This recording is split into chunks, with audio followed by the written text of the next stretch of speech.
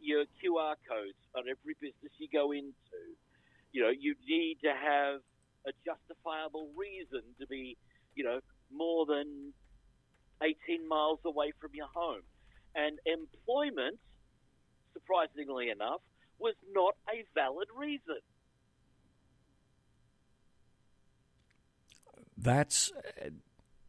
I should imagine that you're doing and have done for quite some time what I'm doing right now. I'm speechless. No, I haven't been speechless, but I've been skating a very close line with having, because of my military background, having a SWAT team turn up on my door and arrest me. Anyone that sees themselves as an independent or citizen journalist at some stage is likely now to have the police knock on their door. Now, I've been smart in the way that I do things because I'm using a VPN, and every time I go online and post something, I change my location. Oh, okay. So that when their cyber crimes investigators start looking at it, they'll see that one of my broadcasts I was in Sacramento, another one I was in New York City or Montreal or, for shits and giggles, Moscow one day, and I keep moving it around. And I did that specifically because for them to do any further cyber investigation, they would need to then approach a federal court and justify a warrant to try and then get past the VPN. They can't do it on a state level. So because of that, I've been able to stay, one or two steps ahead of state law enforcement from knocking on my door. That and in my public life, I work under a pseudonym. I always have, right from the start of my broadcasting career. So while they're looking for Jack Alexander, if they happen to pull me up at a traffic stop, they're not going to find that name on my driver's license. Well, that was very smart. I'd say that was very smart from the very get-go. Well, it was some advice I got from the host of the show who first hired me when I went full-time into radio. At the time, he was dealing with stalkers and all sorts of other garbage and so on, and he wished he'd thought of it then. And he suggested then and there that I use another name. Don't change my name legally to that, but at least it gives some level of separation. So I have that in the background as well. Long ago, in a galaxy far, far away, I was smart enough to realize that I did not want to associate my name. It's really fun. I think I told you the story of Sackheads Radio and the Sackheads Radio Network, did I not? And where SHR came from? Yeah. Okay, for those who don't know, Sackheads Radio, SHR Media Network, Sackheads Radio, it's called Sackheads because the two original creators of the network were current and former cops. And Sean came from back east, Clint was on the West Coast, and they could not afford to have their full names associated with their opinions because their opinions were conservative. Therefore, they felt they had to wear a sack over their heads in order to broadcast and try to keep themselves as independent and anonymous as possible. At the same time that was occurring, I would call various shows, I'd call our local stations, Rush Limbaugh and a few others, and because I was still in law enforcement at the time, and I had a blog called The Bloviating Zeppelin, I became BZ on all of these other things, and I have never once associated my name with social media. So my name is not out in the ozone like yours. And I say to you, with a tip of the hat, a very smart thing for doing that, Jack. Very smart thing for doing that indeed. And it got to the point where I was known for so long as BZ, then, okay, I'm BZ. Did you ever in a million years, Jack Alexander, excuse me, foresee that something like this would happen to Australia? I mean, you knew what happened in 1996, but right after that, did you receive any kind of an inkling indicating, it's only going to get a lot worse than this in 1996? 1996 and then 2001 in the aftermath of 9/11. There were some nasty little rules put into the broadcast legislation that were so poorly written. There's a thing called the Sedition in Media Act, where network stations could lose their license and journalists arrested for covering things or even running election advertisements for anyone other than the incumbent member. God. And the commercial television, was it commercial television? Either way, one of the media lobbying groups took it to the Australian Supreme Court as a trial case to get a ruling. And they turned the ruling from the justices said, because this law was so loosely written, if you interview a candidate for election who's not the sitting incumbent, that journalist is liable for a minimum of 10 years in prison. The network that airs that is liable to lose their license. And that has now morphed into what we're having now, where independent journalists who can't afford high-priced lawyers to go and camp out on the front steps of the Australian Supreme Court are now being charged under the terrorism laws for incitement as well as sedition for covering what is going on, especially in the state of Victoria.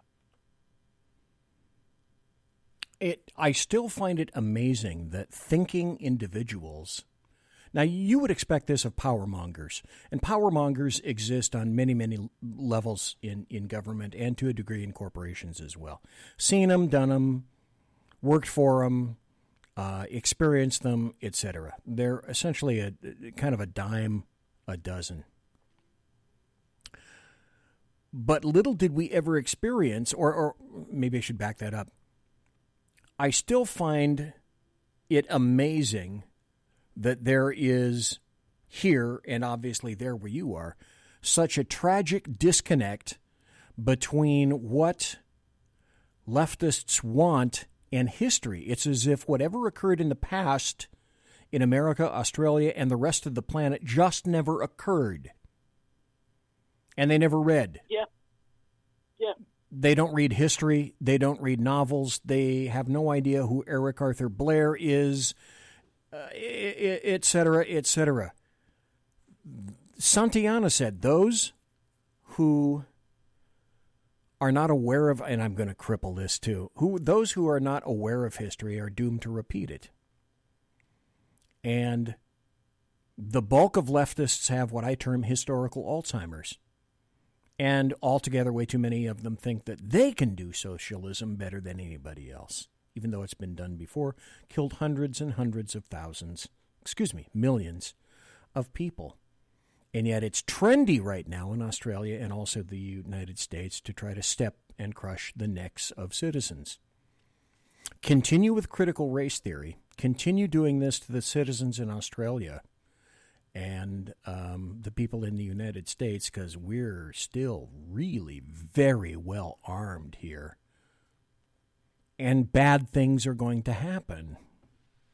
I say on the show that there are good things that are out there, but you cannot continue to minimize the importance of people and crush their rights, as is occurring in Australia and also the United States. Historically, people that have enjoyed a certain percentile of freedoms in the past and may still have an actual memory in terms of history and not expect a deleterious or a very bad reaction coming in the future.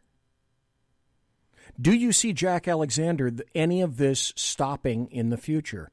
Is there a beginning to be any kind of a little bit of a tsunami or a crescendo or a tidal wave or a building momentum of persons who are beginning to say, you know, I think I've just about had enough of your bullshit? No, basically. Because the state isn't due for an election for 2 years. So, I mean, the public's memory when it comes to the abuses of politics is worse than someone with Alzheimer's. You know, by the time that election comes around, everyone will have forgotten, and this administration will be playing on the fact, oh, look at what we did to boost the economy after COVID. And that's what they'll play on. But no one and the media, given that especially the independent media, we're not getting credentials to go and sit in on the daily briefings, because we will ask the tough questions that the big networks refuse to ask, because, you know, they have access to all of those high-priced lawyers and so on that can push that. And there's now even this dichotomy when it comes to press credentials here. If you are a freelance or independent, you have to get your press credentials from the police if you don't work for one of the big networks. Think about that. And I'm sure they're pushovers. They'll issue one of those, no problem, right? Oh, look, you know, I phoned up the press liaison office. They said, send us a sample of your work, and they took one look at a sample of my work with it, and then went, "You must be fucking kidding." You know, just what we need, another Avi Yemeni. And Avi Yemeni is a Jewish Australian independent journalist who's been arrested numerous times. And he even works for an international network, Rebel News out of Canada. He is their Australian bureau chief. And they are all over him, like Kamala Harris looking for a pay rise. Another question. I want to go over one more story, and then I'm going to have to wrap up the show. Jack Alexander. And the story that I've got is incredibly illustrative of how evil and, God, what's the word? Sneaky and surreptitious is our government, particularly OSHA. If you don't see this getting any better, and there's a building groundswell of people who want to leave the entire nation, my guess would be the exact opposite occurring, is that the government is pushing back more and more, not letting the people who want to go. So then my next question is, are we looking at the beginning in Australia of the East German Stasi? Will there be a wall, and will you be shot if you attempt to leave your own nation? Well, they don't need to build a wall because we're surrounded by sharks. A lot of salty blue water that contains white sharks, who are, tend to be a little bit on the hungry side. The only place, the closest place that somebody might be able to step off to try and sneak over, sort of like Cuba into Florida fashion, is into a southern part of Indonesia. It's about the same distance away from North Queensland as Cuba is from Florida. The only problem is that's an Islamic country that has been dumping all of, the nation. I'm convinced that Indonesia itself has been running the people smuggling of Pakistanis and others through there into Australia. So, I mean, no one's going to try and take that route. So the only way out is to either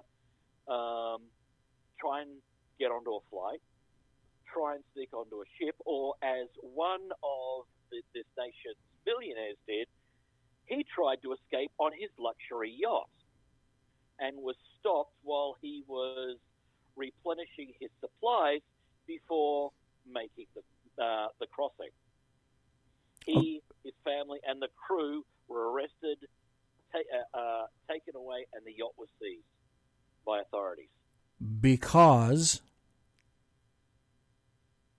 Well, he left Victoria. He'd had enough. He'd sailed up the east coast of Australia and was stopped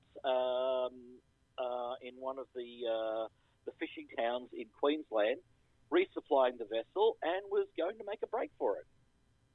But the thing was, he was more than 5 kilometres away from his registered address in Melbourne. Okay, and he wasn't supposed to be leaving because of COVID lockdowns? Yeah. Oh, Jesus. Okay. I got one more story. We've been talking to Jack Alexander. I'm BZ. I'm going to have to wrap it up in a couple of minutes. My guess is, Jack, you haven't, and everybody listening still, have not heard this story.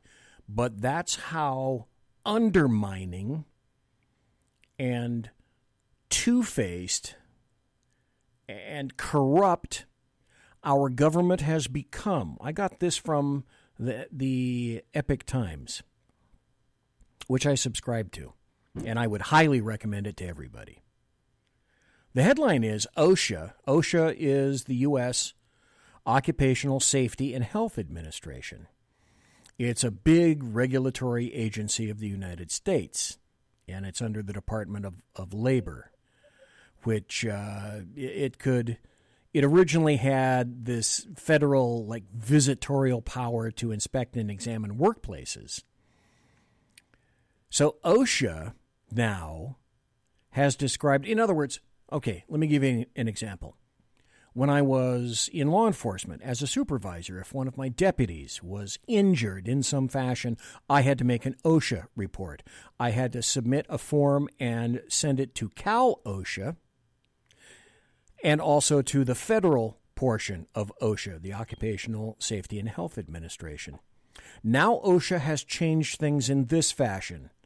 Absolutely underhanded, and I can guarantee you haven't heard this. But do the math. OSHA suspends the requirement, and I was required, when any of my people or my employees, OSHA suspended the requirement that employers report vaccine-related injuries.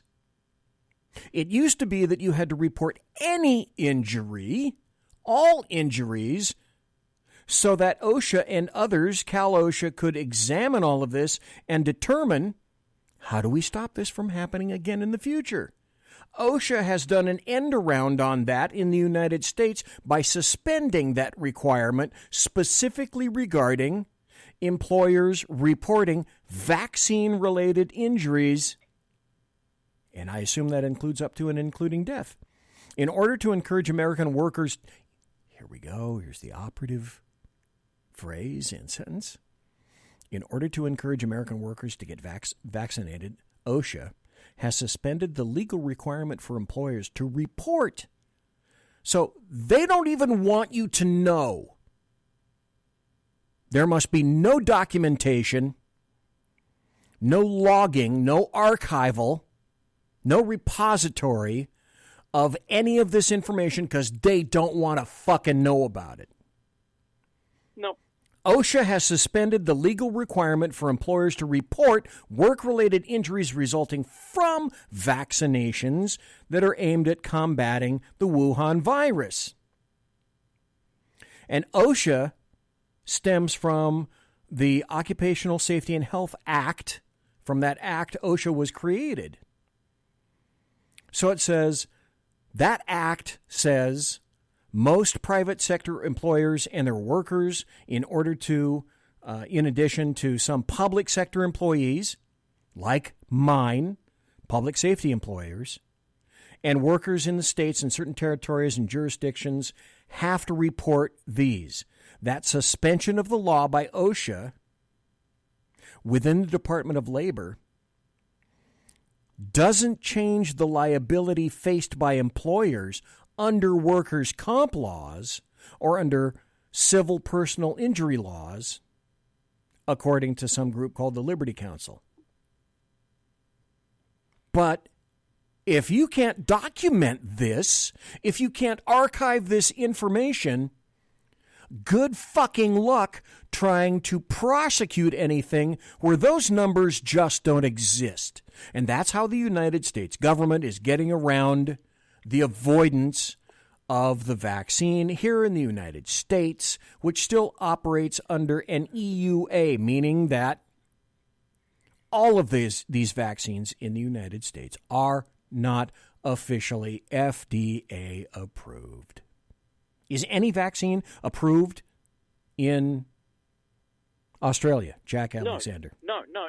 They're all running under similar emergency use authorizations here as well.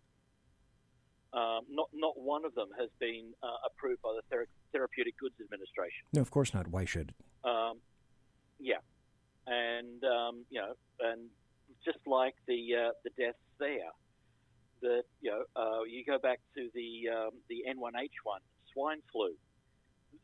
The EUAs were pulled on that after just a few hundred adverse side effects and just 25 deaths. Yet here we are in the United States. There's something like 10,000 deaths already, and hundreds of thousands of severe and permanent side effects, and they're still not yanking the authorization on this. It's absolutely terrible. Well, listen to this, because wait, there's more. And then I'm going to wrap up the show because it's 3 minutes after 10 o'clock already, and I'm running into a little bit of overtime, but not all that much. By the way, Jack, in chat, Sergeant Booker has said, another reason why we got to smuggle Jack into the U.S. in a crate of pineapples. Would you fit in a crate of pineapples, Jack Alexander? I think you would if it was a nicely placed crate, perhaps with some teak around it, and or some nice maple.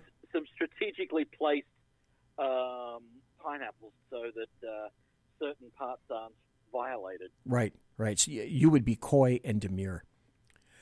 I find this also very interesting. The Liberty Council said under the FAQ section of OSHA's website, it used to say, if you require your employees to be vaccinated as a condition of employment, i.e. for work-related reasons, then any adverse reaction to the COVID-19 vaccine is work-related.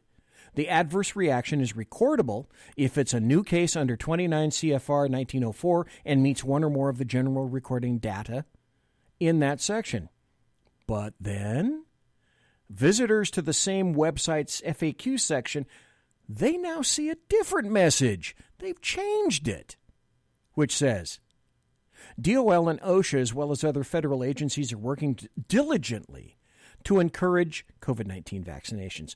OSHA does not wish to have any appearance of discouraging workers from receiving COVID-19 vaccination, and also doesn't want to wish to disincentivize employees' vaccinations efforts. As a result, OSHA will not enforce that recording requirement to mandate any employers to record worker side effects from COVID-19.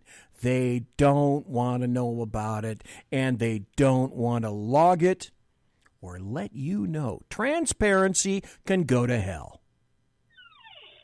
Yep. I agree with that. And with that, Jack, tell us where people can find you if they want to listen to your radio show. The best place to find me is either through the podcast network. You'll find my podcast everywhere good podcasts can be found. Rumble.com, do a search for the Jack Alexander Experiment, or catch any of my live streams. You'll find me on a lot of the social media, Facebook, Twitch, Pro America Only, Gab, MAGA Book, MeWe, Instagram, Twitter. You'll find me on all of those. Anybody besides me find that MeWe, just that name, is way too scatologically oriented for me? I find that just weird. Just weird. I'll talk to you soon, BC. All righty. Thanks, Jack. Appreciate it. That was Jack Alexander. I got to go. Thanks for being here. Facebook crashed. It appears that Spreaker crashed after about an hour and a half. I started it back up. I'm going to post this show, and I'm going to kick out this show into two pieces of a podcast on various forms of social media. These are growing pains. And the reason it's a growing pain is because I'm growing and I'm a pain, as everyone as everyone well knows. And what I mean by that is, since I moved, and Sean was kind enough to hook this stuff up, because I'm me, things don't automatically work well. So I am still diligently trying to cobble everything together. And I'm going to leave you with this. Today was an important day because I just closed on a house in a free state. I'm not going to tell you what free state it is, but I'm considering starting FSR, which I call Free State Radio. This new house now, I've moved quite distinctly now from the, it sure be nice to leave California, always spell it with a K, into, wow, I really want to leave California, always spell it with a K, into, I think I'll start driving to some free states and see what they've got, into, hey, I think I found something, into, I'm serious and I'm going to buy this, into, yeah, I did. And for all the people that said that, no, I'm not going to leave California, well, I'm going. My goal is to be gone in another 3 months because there's so much coordination to do these days. Where I am is, my criteria for moving out of California was I wanted to see seasons. I wanted to see this weird shit called rain. I liked and wanted to see something weird called snow. And I'll be the first to admit, a lot of people tried to woo me to Texas. Texas does have a number of good tax advantages. But the more I look at it, the more I think Texas is turning into a piece of crap. And there were people that were telling me for quite some time, oh, Texas is a great place. We're independent, and we have an independent power grid. Bullshit. Texas is now locked up into a power grid that is no longer sustainable. Just like California, imagine that. So one of the numerous criteria that I wanted to have was I wanted my house in a free state. I wanted it at an elevation. Sergeant Booker says in California we have seasons. I say yes, we do have seasons. We have two of them, brown and wildfire. Brown is when we don't have wildfires. Wildfires are when we don't have brown.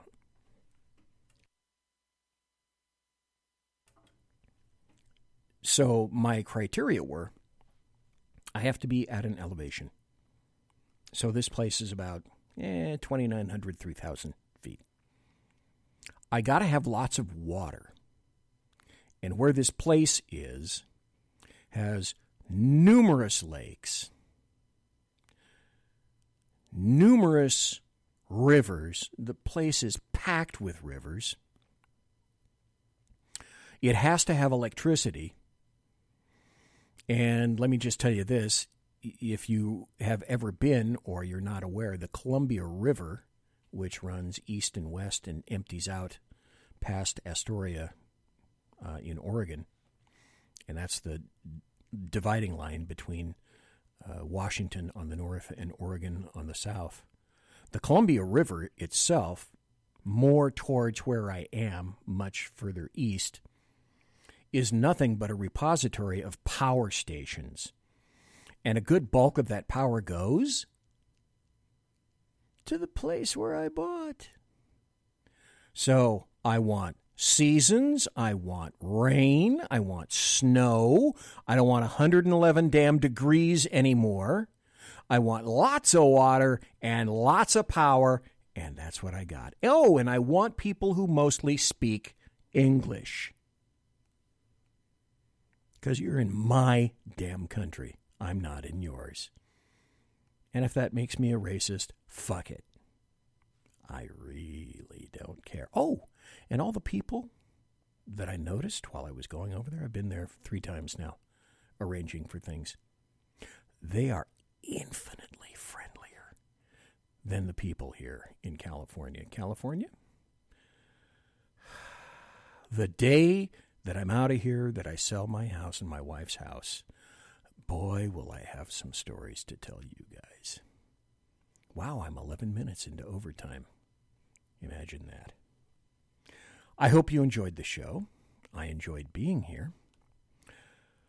I wish I could tell you that I'm going to be here next Tuesday, because now things are getting serious. Now I'm going to have to get serious about packing, moving, paperwork, blah, da, blah, da, blah, blah, da, blah. And I can't move like I used to because I'm in my 7th decade, et cetera, et cetera. Going to have people help me because there aren't any people to help me, so I'm going to have to do it all myself because that's just the way of the world. And then I got to figure out all that other stuff. And logistics are going to be really, really complicated. You know what? To do this, I'll get it done. Guaranteed. Monsieur! I can walk!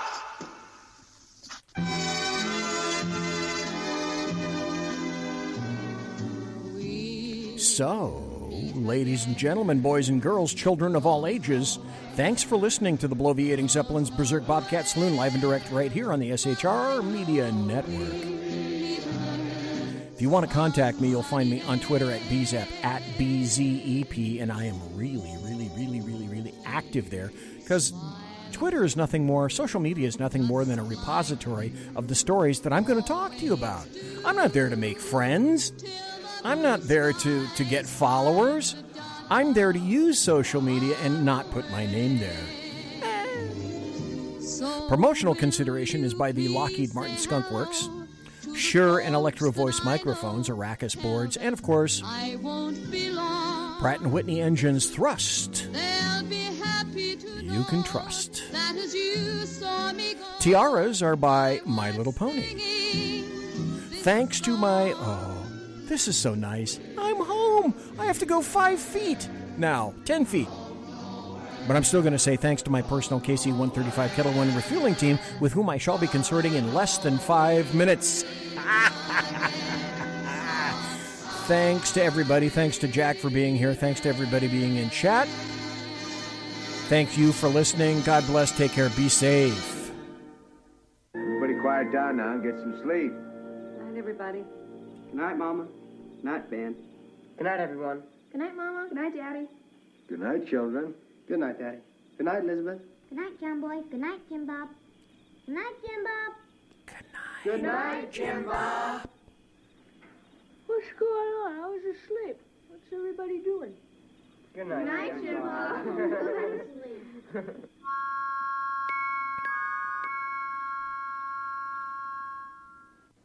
Good night and good luck.